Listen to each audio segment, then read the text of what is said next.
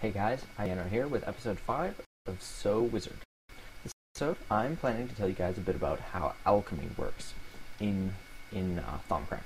Now, historically, alchemy is the ability to change one substance into another substance, the most popular example being lead turned into gold.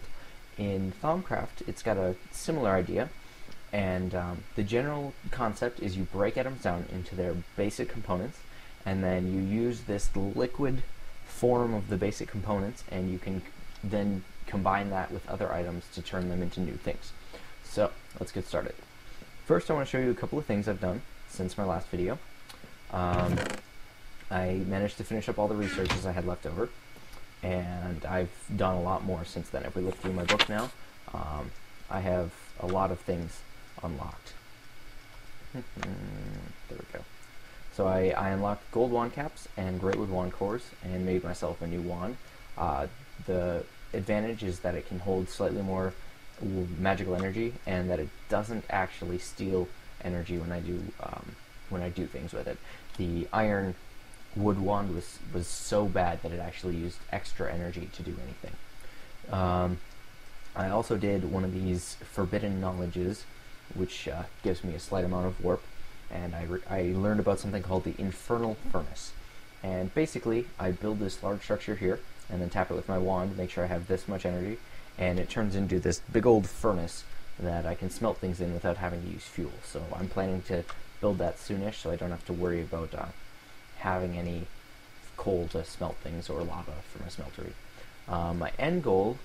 My current end goal, or short-term goal, I guess is a better term, is to get some golems.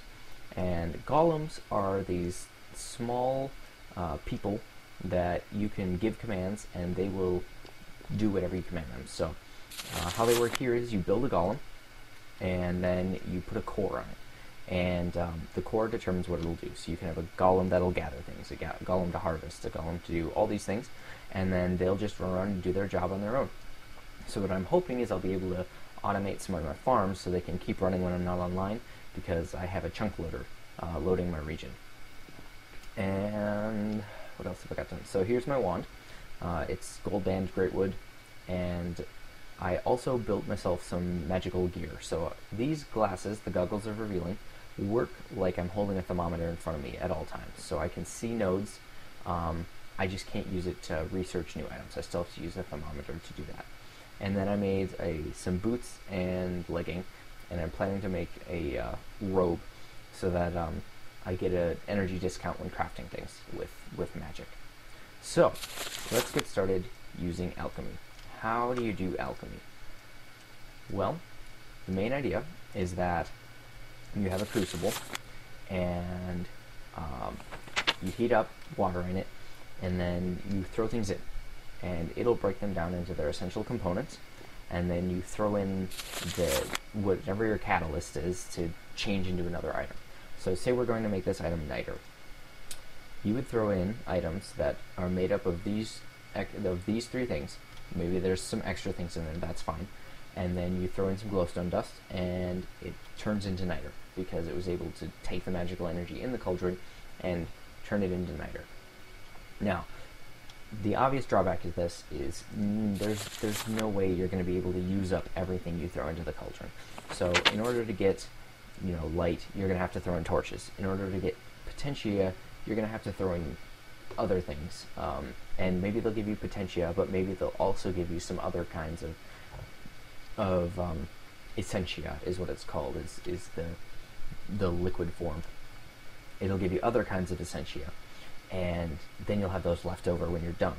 And you can empty out the cauldron or just let it boil down eventually, but that will create flux, which is this gaseous form of this evil magic. So I'm going to actually just completely skip over that step as much as I can and go straight to essentia distillation. And what this does is you can burn things up in these alchemical furnaces, and it will output the essentia in liquid form, and you can store it in jars and then use it for things.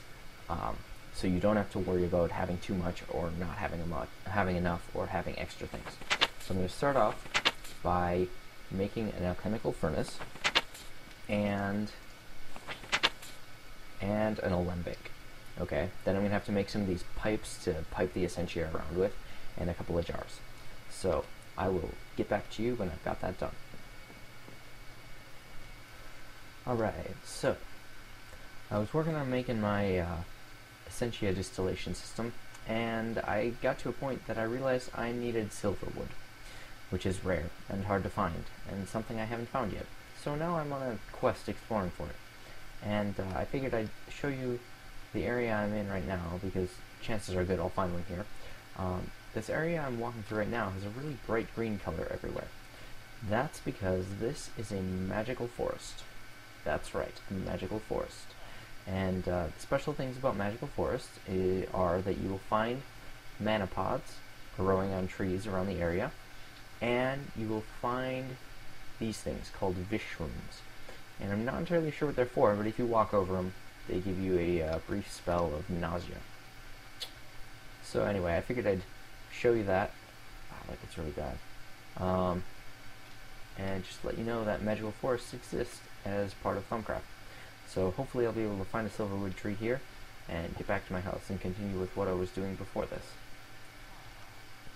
Alright, found a silverwood, chopped it down, got a nice amount of logs, and I actually got 3 saplings, which is really surprising, even though it doesn't seem like that many. Normally you only get 1, rarely 2. So anyway, I'm on my way back home, and I just found this. This is a taint biome. I need to stay away from this as much as possible so it doesn't spread. Thankfully, it's fairly small right now looking at my map. Oh! Tainted pig, run away. Boy, those guys are nasty. So yeah, as you can see, mobs that spend too much time in the taint become tainted and very hostile and dangerous. So I'll need to stay away from here. Sheep are especially dangerous around these places because if a tainted sheep eats grass somewhere, that grass will become tainted. So if a tainted sheep were to like follow me home or something, it could potentially turn my entire land area tainted. Yeah, I should come back here and try to clear up some of the taint sometime while it's a fairly small biome. Hopefully, if I don't walk around here very much, it'll not spread. I'm pretty sure that, like most things, the biome will only be a problem for me if there's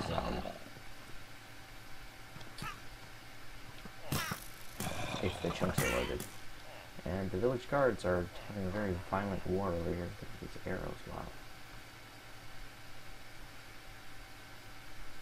So yeah, I'm going to stay away from there, and it is noted that there's a taint biome there.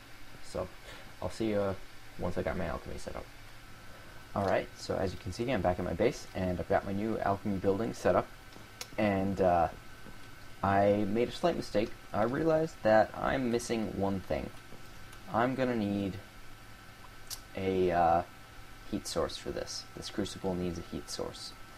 And I'm not going to use fire because this building is made out of wood. So I'm going to use a magical fire that I can create called Niter. That's under this tab. And how you make Niter is you throw glowstone into a crucible after it has these 3 kinds of magical essence, or essentia, in it. Unfortunately, that means I'm going to have to use the old-fashioned crucible method, which I said I wasn't planning to use. So I've got one set up over here, and I need to have certain things in my inventory to be able to make this work. So what do I need? I was getting ready for doing some stuff over here, and then I realized I was going to need this. I'm going to need some glowstone that I can throw in to make the niter. I'm going to need some light essence, some potentia essence, and some fire essence. The potentia and fire can come from coal. I'll throw 2 in, and that'll give me an extra of each, but that's okay. Like I said, using this cauldron method is a bit wasteful.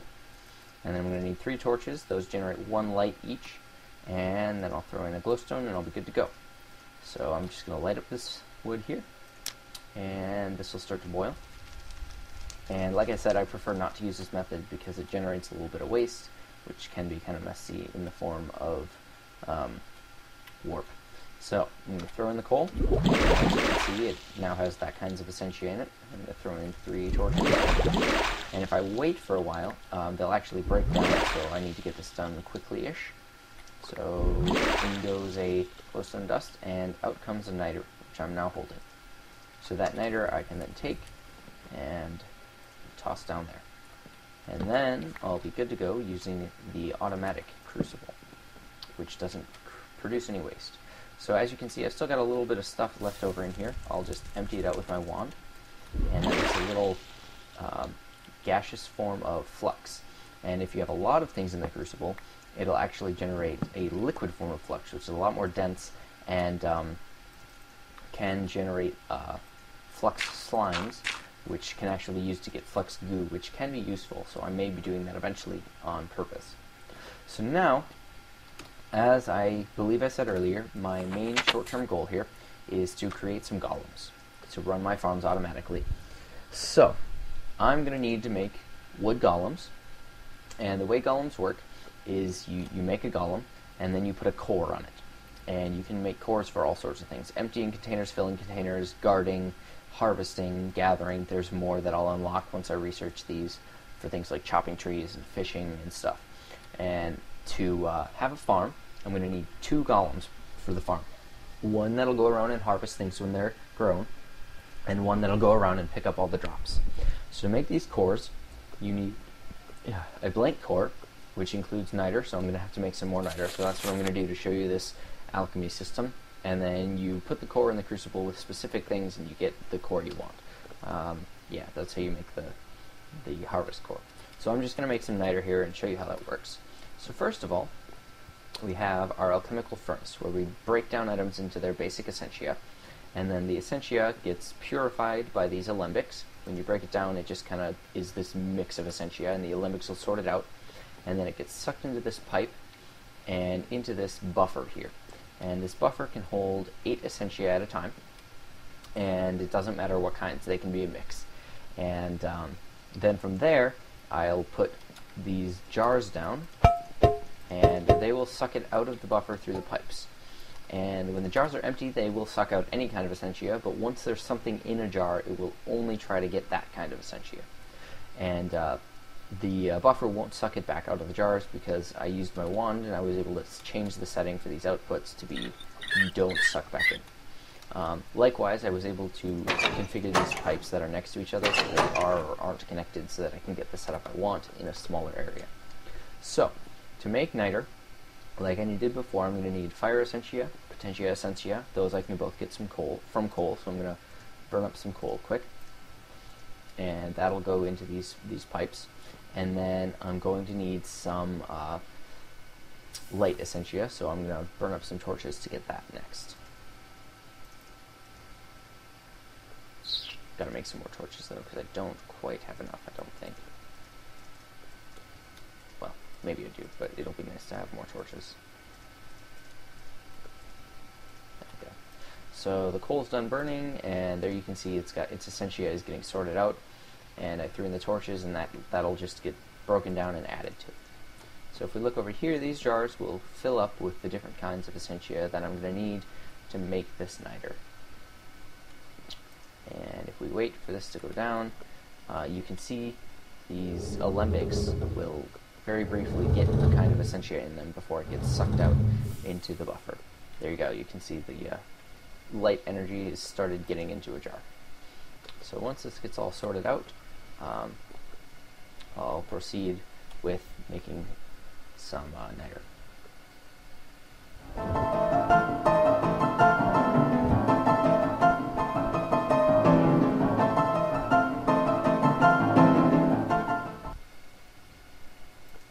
Alright, looks like we're good to go there.